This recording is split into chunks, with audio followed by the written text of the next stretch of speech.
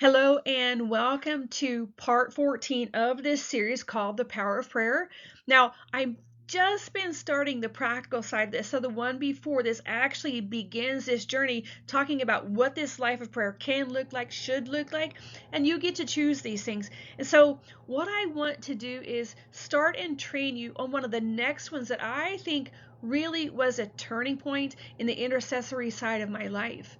If you are like me, depending on how long you've been in this walk with God, and you understand what prayer is, the significance of prayer, and why God has made it such an integral part of this journey in the kingdom of God, you begin to see and understand the number of people in your own sphere of influence that desperately need somebody to be on their knees praying and seeking God's face for them.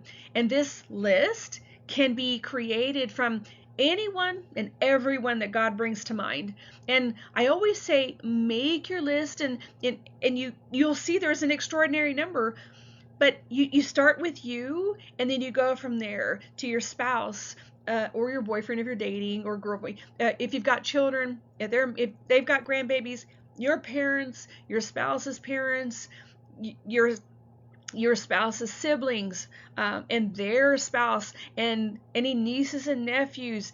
And I'm talking friends and their spouses and their children, from pastors and their family to different people in your church and church families and missionaries, even different countries or neighbors, the company you work for, your boss, your fellow employees, their families.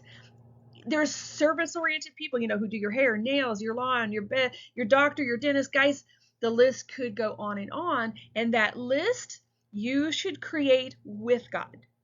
You go through the list and you ask him, Lord, do you want this one on my list right now? And it's either a yes or no. And then be okay with the yes or no. Be okay if he says yes to one child and no to another. Why? Because that is part of this faith journey. And so I call this one drawing it out. And the reason, this is something God showed me, and that was, if I was trying to pray for every single person that I thought I should pray for, it didn't necessarily mean I was praying for who God wanted me to pray for. And I know that sounds a little out of the box, but I promise you it is important. And so what I did was I created a prayer pouch, and in this prayer pouch I have these discs, and each disc is listed with a name that God said yes to. Okay?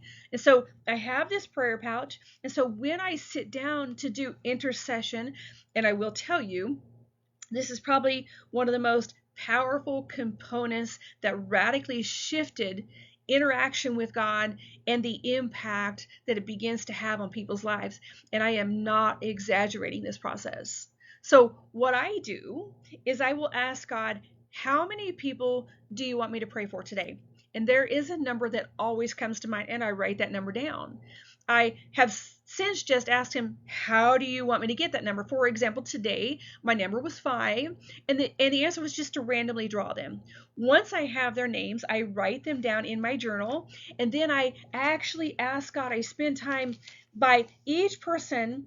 Do you have any words for me for this person? And the reason I do this, I call this a mind spirit intercession. What do I mean by that? Well, you would have had to have listened to my lessons on the power of prayer and how we have been given an intimate, restored, pure other language when we were born of the Spirit. And that's where this is praying in the Spirit that you hear Paul talking about. And so I want to talk about this side of praying with my mind, because I will go through each person individually, and I usually ask God for 3 words or 3-word phrases, and I write down whatever comes to mind. Sometimes I just hear the words, just pray, just pray.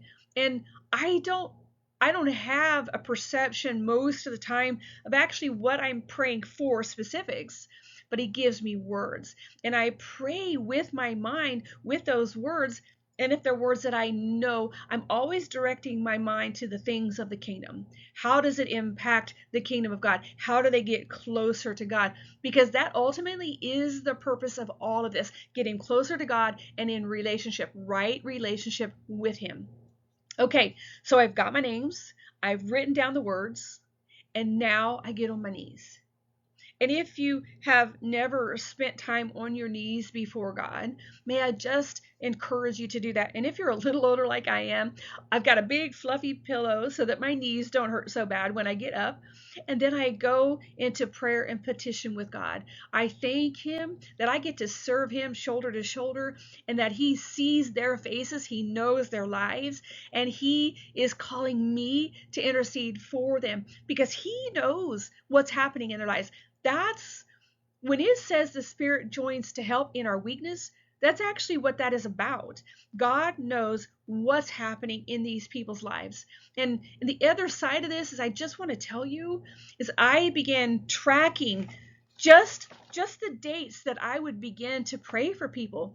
And I began to see patterns and the number of times that God was showing me certain names consistently for short periods of time, which tells you there is something happening in their lives and He needs you there. He needs someone who's reliable. He needs someone who's consistent, who will actually go to the spiritual realm and begin to petition for them. And I'm here to tell you that when God shows you that activity, it encourages you to stay in this process, to go into deeper intercession. Okay, I know this has been a long one, but please join me because there's so many more aspects of what this life of prayer actually looks like. So thanks so much for being here, and I will see you on the next one.